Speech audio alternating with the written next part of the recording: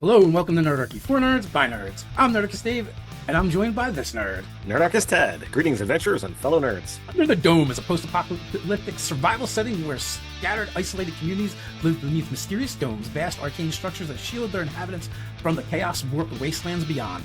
Life inside each dome is shaped by scarcity, secrecy, and control. The origins of the domes are unknown, a true purpose concealed by time, myth, and the agendas of those in power. If you guys want to know more about Under the Dome, Nerdarchist Ted is writing over on the website all the time. Check the description below to find links to the website where you can find some of those articles. Yeah, we do new Under the Dome articles every Monday night, but the domes are more than just shelters. They're puzzles, prisons, sanctuaries, or something else entirely.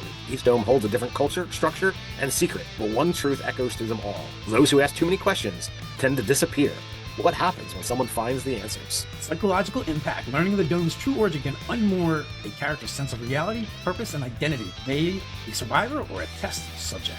You've got the aspect of, we know that the domes were usable as a way to protect the inhabitants from chaos storms. But we asked, like, were they something that already existed for another purpose, or were they crafted, created? There's so many different ways to kind of bend and twist this knowledge, especially as we get in and design and determine more of the world. We're seeing that there are domes that are of different makes, of different origins. So it really bends and twists the minds to say, well, what direction could this go? And as adventurers somehow make it from one dome to the other, and they see this difference, that could really start the inquisitive types to asking questions, which, again, could lead to problems.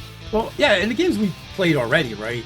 Like, everyone just takes the domes for granted. It's a necessity that keeps the city safe and the citizens safe, and every time you leave the dome, you're in danger. And at least in our games, so far, no one has even given any thought to who actually made the domes.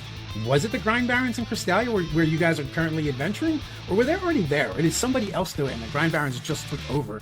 And like you said, maybe they had a different purpose before, but now they seem perfect for deflecting chaos storms away from the city, and they also, in a small part, act as a barrier keeping out hostile monsters of the waste as well. But maybe there was another purpose before. We look at the fact that we've been playing in Under the Dome for over 2 years now, and it's a scenario that, like, we've done what we did with the Griffin Gap game all those years ago. Like, we've got a home city, we go out and we adventure and do different things. Sometimes the adventure is in the city, but sometimes it's not. And we'll spend sometimes a couple of sessions, but we always come back. We've got a home, and it's only this last session where, like, we know, like, even though out of game we know that, like, we got a lot of sessions left to play, it feels from our character's perspective of, like, all right, the shit's about to hit the fan. We've already gone up against some pretty epic foes, and if things go poorly, we need to have an exit strategy.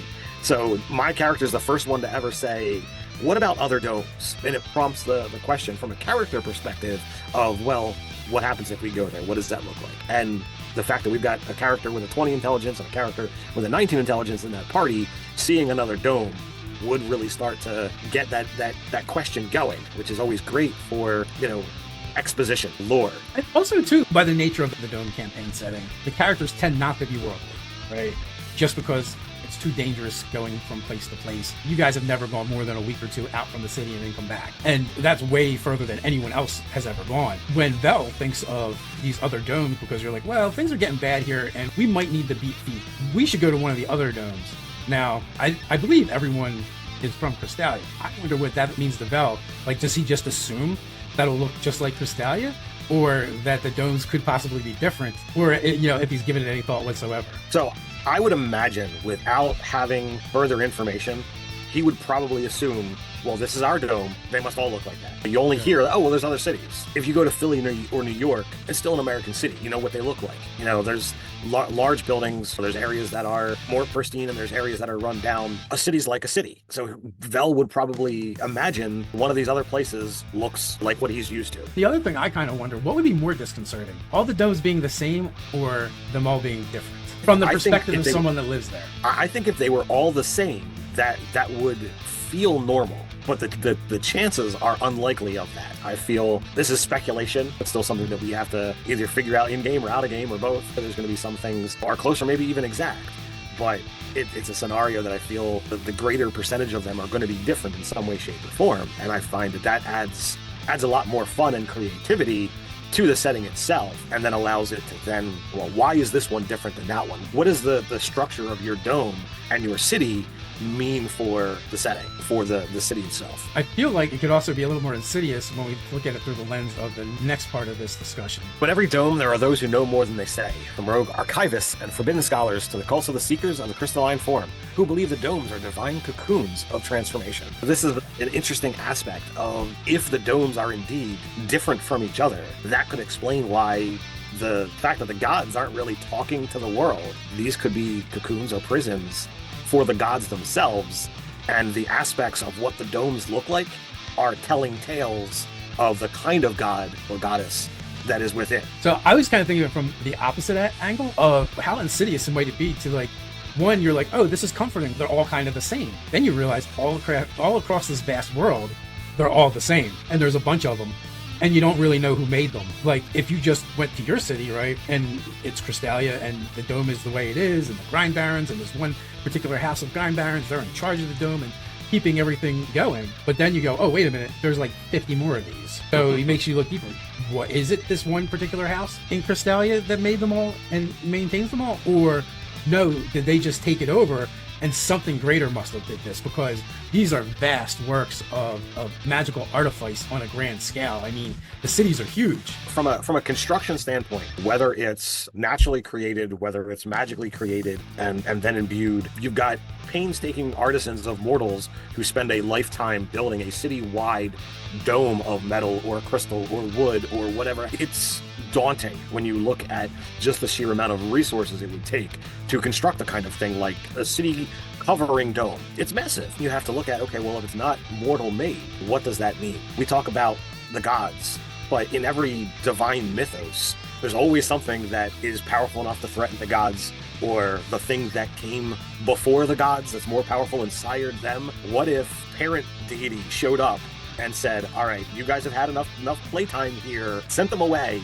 and these domes are an aspect of the deities, or just something left behind by their absence. There's lots of different ways to look at this and play with it. But when you start looking at the people who are looking magically or non-magically to try and glean information from generations past and from eons past, it's dangerous because, again, what are you going to do with that information? Are you looking for a way to be able to tear down the other domes so that only your city remains and therefore you got access to all of the resources? Or are you looking to do something untoward to just yours? So there's lots of different ways to kind of see what could be done with dangerous knowledge. I was kind of thinking as you're talking about, like, what these domes could be. Why were they created? Did someone spring them up all of a sudden? Or was the catastrophe that struck this world something that came over time, right? It was a slow process and there was time to prepare and build up to it. Or was it sudden, now there's these domes? It also made me think, we have a world that really doesn't have gods. What if each one of the domes is actually the remnants of a god? And like their divine essence is what powers the domes, which we created the domes and perhaps is still sustaining them. And what does that say about a particular dome, depending on what deity made the sacrifice to create the sanctuary for civilization? Or was it a sacrifice? Did they willingly do it, or was it done to them? It could very well be that the mortals found a way to literally rip the divine from the heavens and pull them to the planes to make these domes. Or maybe it was a combination. Maybe some gods willingly made the choice, and some gods said, let's not do that, and the mortals found a way to make them do it anyway. It brings us to the morality of truth. Is it better to reveal the truth that might break a society, or to protect the lie that keeps it whole? Who decides what knowledge should be shared? All depending on which way that went, right? Did the people do it to the gods? Did the gods do it to themselves? Was it a mix, like you said? Was it one particular god that tricked all the other gods for the greater good? So, like, when you've got that information out there, like, if you were to tell the populace the gods sacrificed themselves for the mortal safety, would they begin worshiping the gods again? And if they did, what would that mean? Or, like, if you keep that information to yourself, what could be done with it, knowing what happened with the gods themselves? It's an idea, it's an aspect. And let's say too, like, say you do the variety, depending on the foundation of your dome and how it was made, could also shed a different light on it. Whether there's a huge difference between whether it was made via sacrifice and an act of love and giving and kindness, or treachery in the case where maybe someone else decided what was the greater good and sacrificed these gods for that purpose. What would that do to society, realizing their civilization is built on the ashes of these divine beings,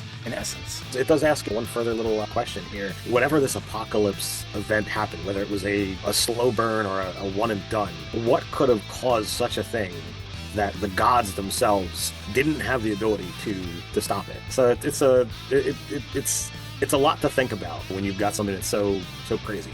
So Under the Dome is, if you guys are familiar with the channel and other games we've run, Under the Dome is our post-apocalyptic Ulfganiad, our Gryffindor campaigns, the different games that we've run. It's that world, but after this, these awful things have happened. And going back to the idea where even the gods have a higher being, right, that they kind of answer to. In the world, we have all these different ages. There's nothing unique about that when it comes to D&D lore and creating worlds.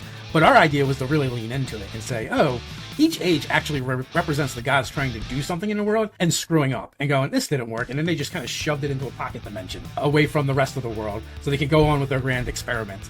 And the idea was that every time they did that, they weakened the boundaries between worlds, specifically the realm of chaos. And that's why all of our games have had these Chaos Storms themes, because these weakening barriers lets the chaos seep in and it takes form in these storms, right? Under the Dome is the ultimate expression of that. That is, the storms have run wild. So like that's something we might do and tie it back to our previous campaigns even deeper with the deities. And that being said, if there's a superior, higher power of a being above the gods, perhaps they sleep like the Odin sleep, or they go away on like a walkabout through the cosmos and they return and they take a look around and then like an angry parent, they're like, what have you done? And they're just like, now we're going to fix this. And by fixing it, however many deities we had, well, maybe that's how many domes we have, because the parent is like, okay, you are the fix now. And as we delve deeper into the world under the dome, discovering what each dome means and where it came from may make more questions than it answers for us to take a look at in the future. Your character discovers a forgotten archive revealing the true purpose of their dome and hints at others like it. Sharing this knowledge could change everything or destroy what little stability remains. Do they expose the truth or keep it buried? Let us know in the comments. Thank you for joining us in this journey through the shadows of forbidden knowledge. We hope it inspires new depths in your storytelling adventures. Don't forget to like, subscribe, hit the bell icons, and join us next week as we explore how justice is enforced or avoided.